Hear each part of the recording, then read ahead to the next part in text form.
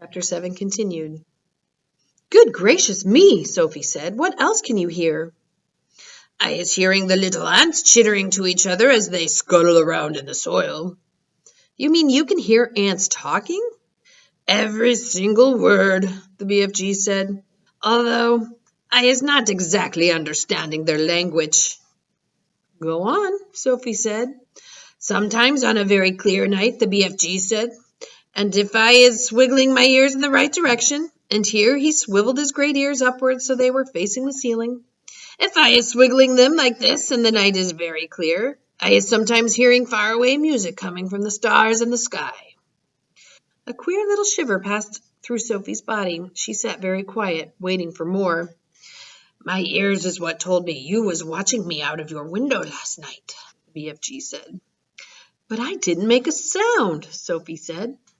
I was hearing your heart beating across the road, the BFG said, loud as a drum. Go on, Sophie said, please. I can hear plants and trees. Do they talk? Sophie asked. They is not exactly talking, the BFG said, but they is making noises. For instance, if I come along and I is picking a lovely flower, if I is twisting the stem of the flower till it breaks, then the plant is screaming. I can hear it screaming, and screaming very clear. You don't mean it, Sophie cried. How awful. It is screaming just like you would be screaming if someone was twisting your arm right off. Is that really true? Sophie asked. You think I was figgling you?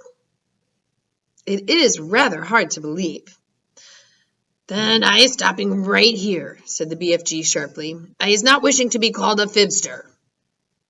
Oh, no, I'm not calling you anything, Sophie cried. I believe you. I do, really. Please, go on. The BFG gave her a long, hard stare. Sophie looked right back at him, her face open to his. I believe you, she said softly. She had offended him. She could see that. I wouldn't ever be fibbling to you, he said.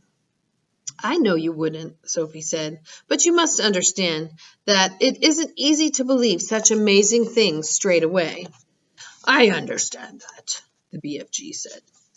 So do please forgive me and go on, she said. He waited a while longer and then he said, It is the same with trees as it is with flowers. If I is chomping an axe into the trunk of a big tree, I is hearing a terrible sound coming from inside the heart of the tree.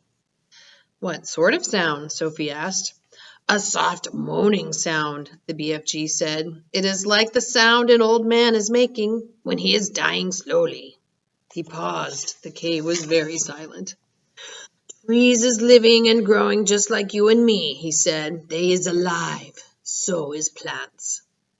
He was sitting very straight in his chair now, his hands clasped tightly together in front of him.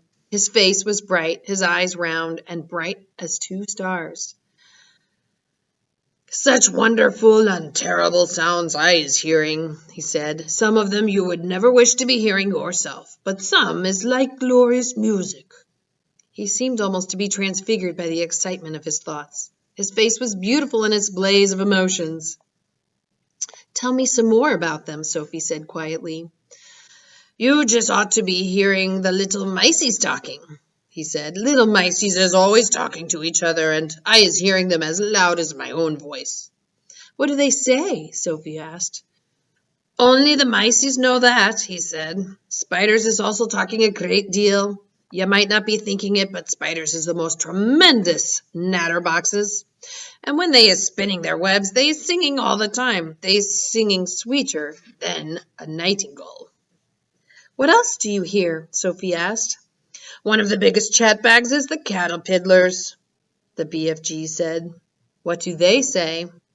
They is arguing all the time who is going to be the prettiest butterfly. That is all they is ever talking about. Is there a dream floating around in here now? Sophie asked. The BFG moved his great ears this way and that, listening intently. He shook his head. There is no dream in here, he said, except in the bottles. I had a special place to go for catching dreams. They is not often coming to Giant Country. How did you catch them? The same way you was catching butterflies, the BFG answered. With a net. He stood up and crossed over to a corner of the cave where a pole was leaning against the wall. The pole was about 30 feet long, and there was a net on the end of it.